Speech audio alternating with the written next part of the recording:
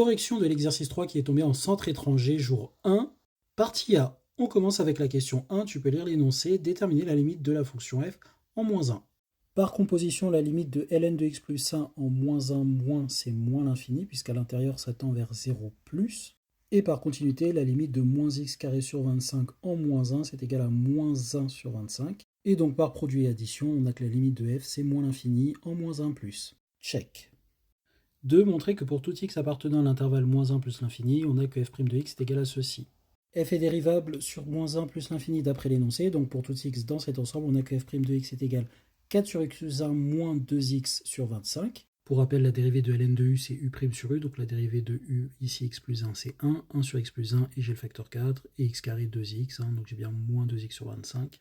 Puis je mets tout au même dénominateur, je multiplie cette fraction en haut et en bas par 25, celle-ci en haut et en bas par x plus 1, ce qui me donne ceci, je distribue, ce qui me donne bien ceci. Check.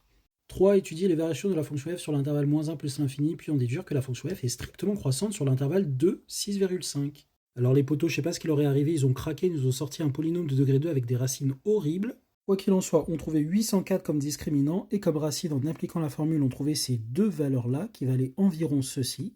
Celle-ci, on pouvait voir facilement qu'elle était strictement inférieure à moins 1, ça c'est inférieur à moins 1 parce que ce truc-là, ici, est inférieur à moins 2, moins racine de 201, c'est quand même beaucoup plus petit que moins 1, si je fais passer celui-là de l'autre côté.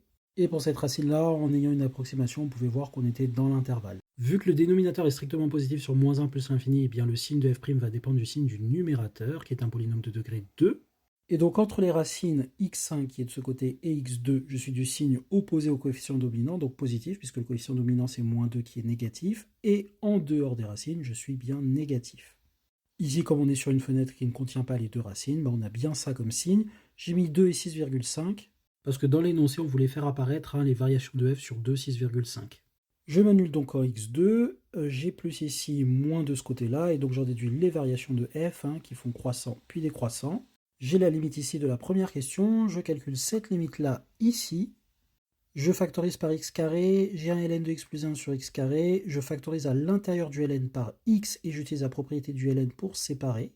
On est en plus l'infini, donc x est strictement positif, donc ok, c'est valide comme manipulation. Je sépare les fractions et j'ai ceci qui va tendre vers 0 par le théorème des croissances comparées. J'ai ceci au numérateur, ça tend vers 0 puisque x tend vers l'infini, ln de 1 par composition et continuité, ça tend vers 0. Sur un truc qui tend vers l'infini, le tout tend vers 0.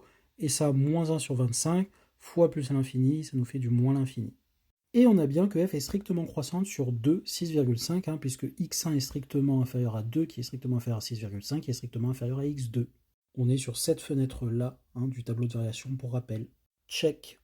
Question 4, on considère la fonction h qui est définie par h de x égale f de x moins x. On donne son tableau, montrer que l'équation h de x égale 0 admet une unique solution alpha sur l'intervalle 2, 6,5. On calcule h de 2 et h de 6,5 pour avoir une idée des valeurs approximatives. On est environ à 2,23 et moins 0,13. Donc sur l'intervalle 2 petit m, on a h de x qui est supérieur à son minimum, h de 2, qui lui est strictement positif, puisque h de 2 c'est strictement supérieur à 2, qui est strictement positif. Et d'après le tableau de variation, sur l'intervalle, on a bien un minimum ici. En particulier, on ne s'annule pas sur l'intervalle 2m.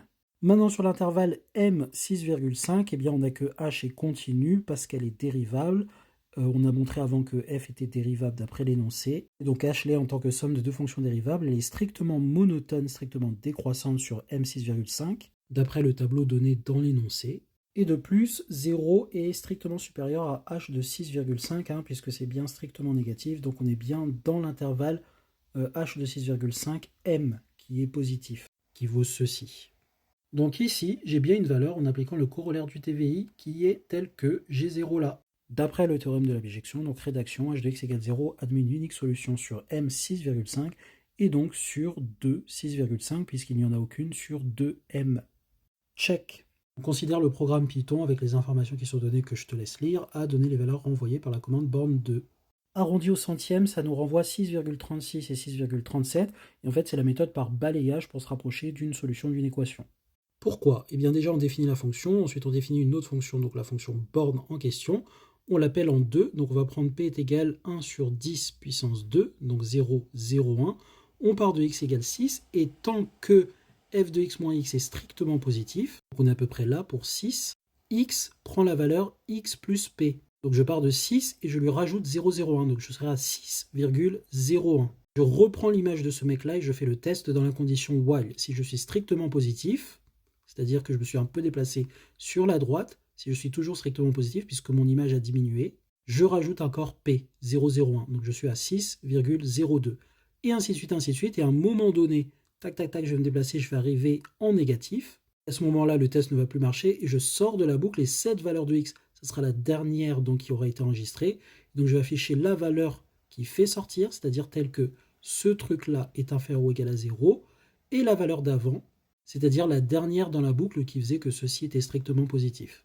Et pour le voir, il suffit de faire un tableau de valeurs à partir de 6 avec un pas 0, 0, 1, et on voit qu'ici on passe de positif à négatif pour ça.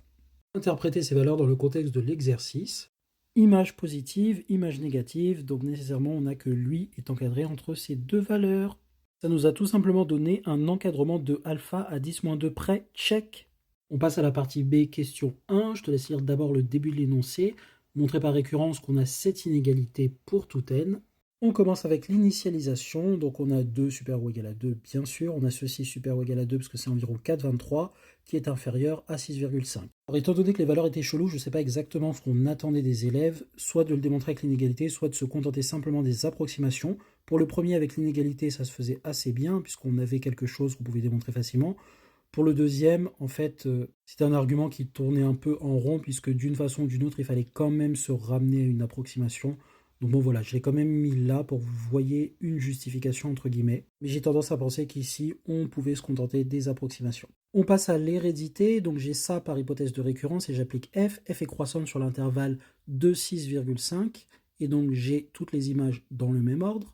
F de 2 c'est U1, comme on a dit juste avant, c'est ceci qui est supérieur à 2, donc F de 2 est plus grand que 2, qui est plus petit que F de UN qui est UN plus 1, F de UN plus 1 qui est UN plus 2, pardon, qui est plus petit que F de 6,5 qui est environ 6,37, qui est plus petit que 6,5. J'ai donc bien montré que 2 est inférieur à UN plus 1, qui est inférieur à UN plus 2, qui est inférieur à 6,5. On a montré l'hérédité, donc d'après le principe du raisonnement par récurrence. J'ai bien que pour tout n, on a cette triple inégalité. Check. En déduire que la suite UN converge vers une limite L. UN est croissante et majorée, donc d'après le théorème de la convergence monotone, UN converge. La croissance, c'est dire que UN est inférieur à UN plus 1 pour tout n entier naturel. Donc dans toute cette inégalité-là, on a plusieurs informations. La croissance de la suite, mais aussi le fait qu'elle est majorée, puisque pour tout n, UUN est inférieur à 6,5. Check. 3. On rappelle que alpha défini dans la partie A est solution de h de x égale 0 sur 2, 6,5.